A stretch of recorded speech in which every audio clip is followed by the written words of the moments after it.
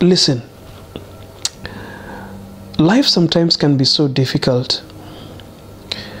And with this generation where people love it when it is glittering, people love it when it is showing some kind of, high life, you can't find yourself struggling so much to belong. And if you're one of those people who find themselves sometimes in a situation where you have to stop being yourself for you to be in that group, to be in that squad, this video is for you. My name is Gora. I'm a life coach.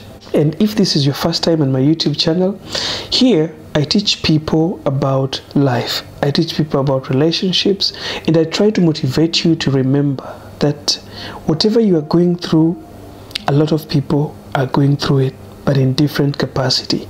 You might look around and see people smiling, see people driving big cars, see people going in and out of some good restaurants, and you could be asking yourself, God, why me? I'm here to remind you that, you know what? Everyone is struggling, but in a different capacity.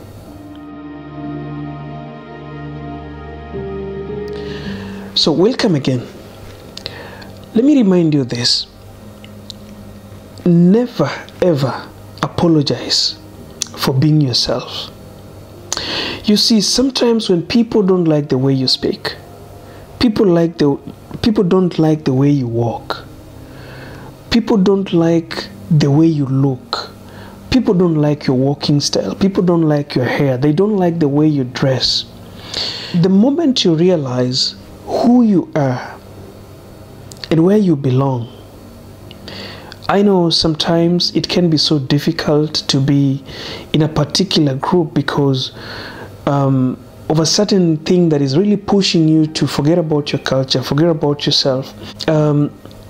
Sometimes you are this person who believes in a certain way of doing things, but you find yourself being the odd one out. My brothers and sisters, I will tell you something. The worst thing in this world today is losing the person you are and putting yourself into a person that you don't know. You see, you might be successful in a shorter period of time, but in the long run, you will always find yourself coming back by default. You see, you don't have to change who you are to match the environment or surrounding where you are. You know, a lot of us today change so much every time, and that's why people have lost their culture. People don't know who they are. People don't know themselves. People don't even know what they did yesterday because they were trying to belong. You're trying to be like the people you are seeing near you because you want to feel like you're home.